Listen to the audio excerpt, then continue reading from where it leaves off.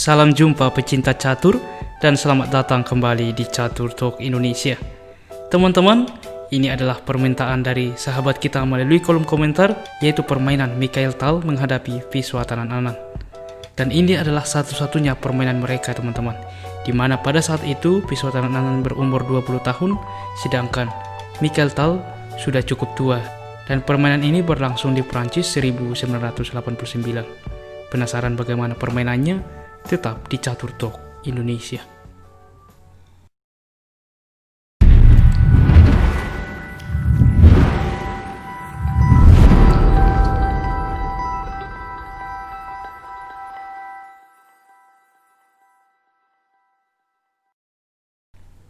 Baiklah teman-teman, kita langsung ke permainan.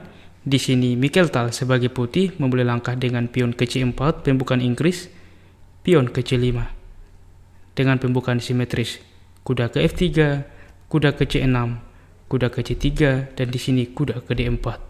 Mencoba menukarkan kuda, teman-teman. E3 mengusir kuda sehingga ditukarkan sesuai rencana hitam. G6 dengan fence 1 gajah ke depan, B3 dengan hal yang sama dari sisi putih.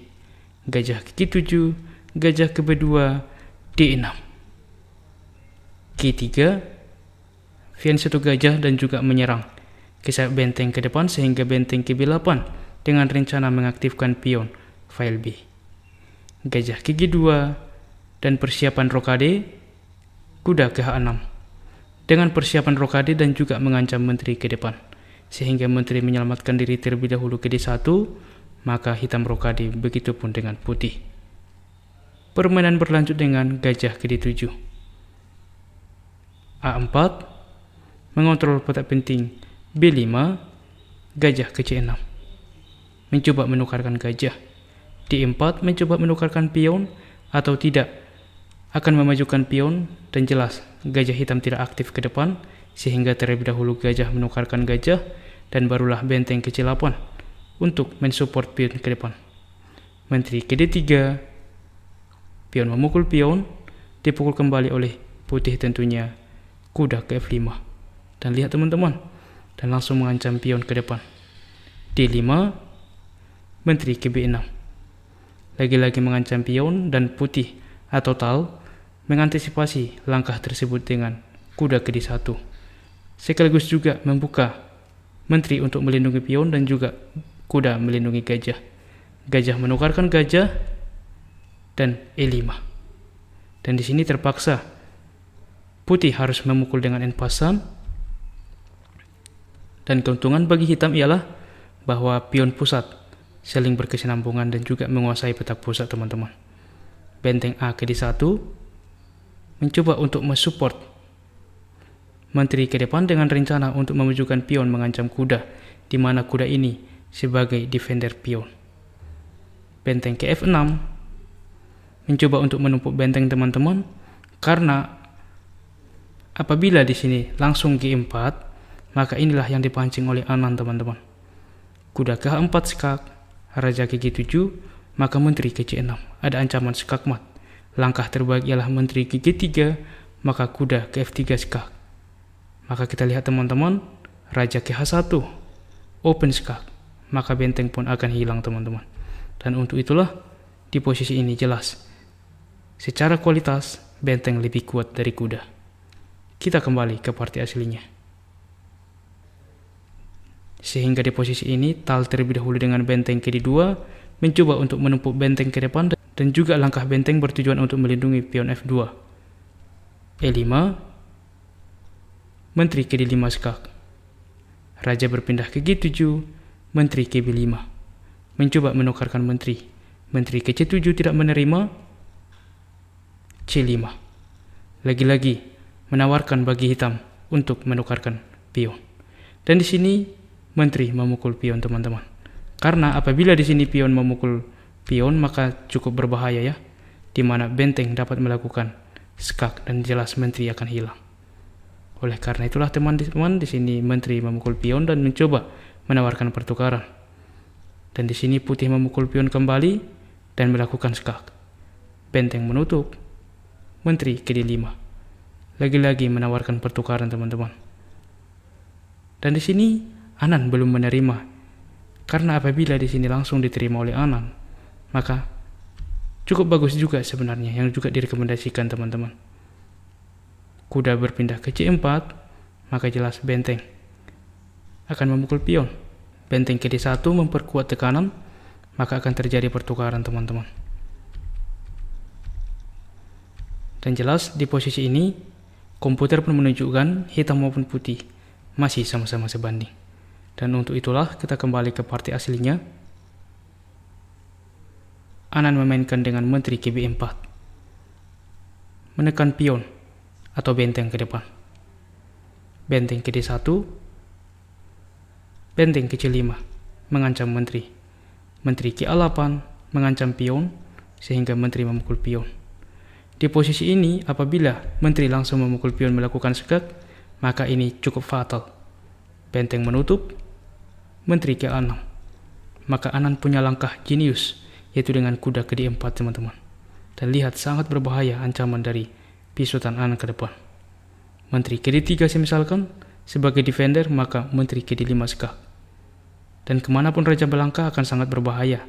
Semisal raja berpindah ke G1, maka otomatis kuda ke F3 skak.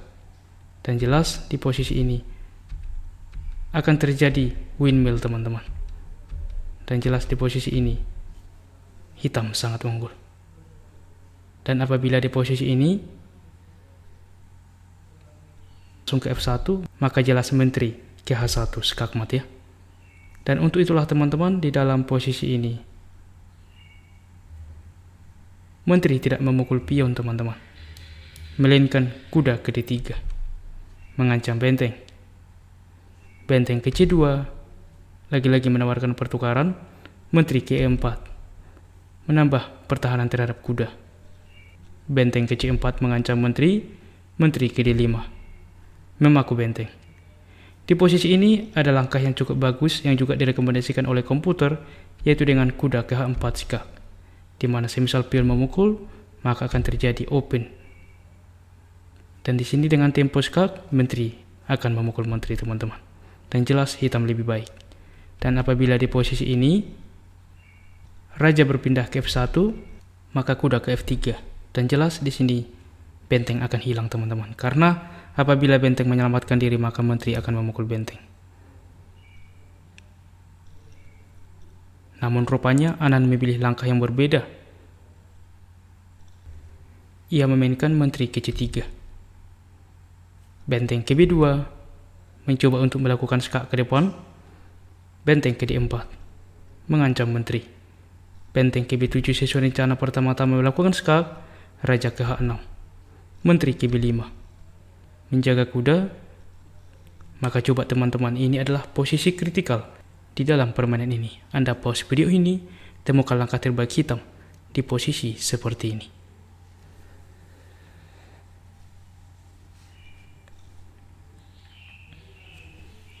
Bagaimana teman-teman? Apakah Anda bisa? Ya, langkah itu ialah dengan kuda ke E3 skak. Dan lihat teman-teman langkah ini. Pengorbanan kuda teman-teman. Dan raja berpindah ke G1. Coba kita lihat apabila pion langsung memukul kuda, maka inilah yang dirancang oleh Anan. Di mana menteri ke C2 skak. Dan kemanapun apapun respon putih, sama saja mengalami kekalahan teman-teman. Semisal raja ke H1, maka jelas menteri memukul benteng skak. Kuda menutup, menteri memukul kuda skak. Raja ke G2, maka menteri ke F2 skak. Raja ke H3, maka langkah yang cukup luar biasa, benteng ke H4 skak. Dan coba lihat teman-teman langkah ini. Dan jika raja memukul, maka menteri ke H2 skak. Raja berpindah ke G4, maka menteri ke H5 skak mat. Dan apabila di posisi ini raja langsung ke H3, maka jelas benteng langsung memukul skak. Pion memukul, benteng ke F3 skak. Raja berpindah ke G4, maka menteri ke G2 skak mat teman-teman. Kita kembali ke partai aslinya. Oleh karena itulah raja berpindah ke G1, tapi ini pun menghasilkan hal yang sama. Langkah simpel, kuda memakan benteng juga sudah cukup bagus. Dan di sini Anan lebih memilih dengan menteri ke C2 dan mengancam benteng teman-teman. Lagi-lagi di posisi ini tidak bisa pion memukul kuda, maka akan terjadi hal yang sama teman-teman. Dan skakmat. Dan oleh karena itulah, di posisi ini benteng ke F1. Maka setelah benteng memukul kuda, tepat di posisi ini, Mikhail Tal menyerah. Karena apabila dilanjutkan, langkah terbaik adalah langkah pasrah dengan pion semisal memukul kuda, maka jelas otomatis akan terjadi skakmat dalam 2 langkah. Dimulai dengan benteng memaksa raja untuk memukul benteng, maka benteng ke D1. Beautiful checkmate. Bagaimana kawan-kawan permainan Anand yang juga merupakan satu-satunya dalam menghadapi Mikhail Tal di masa tuanya? Dan semoga bermanfaat untuk kita semuanya dan membantu bagi sahabat yang bertanya. Dan seperti biasa teman-teman, di akhir permainan kita memberikan puzzle dan selamat menjawab melalui kolom komentar. Ini dia teman-teman puzzle-nya, temukan langkah terbaik bagi putih dan memenangkan permainan. Tuliskan jawaban Anda di kolom komentar dan kami akan memilih dan mengepin jawaban Anda bagi yang benar sehingga semua sahabat pecinta catur mengetahui. Baiklah teman-teman, demikianlah partai catur dari permintaan sahabat kita melalui kolom komentar dan semoga bermanfaat untuk kita semuanya. Dan jika kawan-kawan menyukai konten catur seperti ini, mari kita support channel ini dengan cara like. Dan apabila ada saran atau permintaan ke depan, silahkan tuliskan di kolom komentar dan kami akan berusaha untuk menjawab komentar Anda. Dan mari kita support terus percaturan kita Indonesia yang semakin jaya. Salam Catur Talk Indonesia, sampai jumpa di video berikutnya. Keep sharing and keep loving. Bye-bye.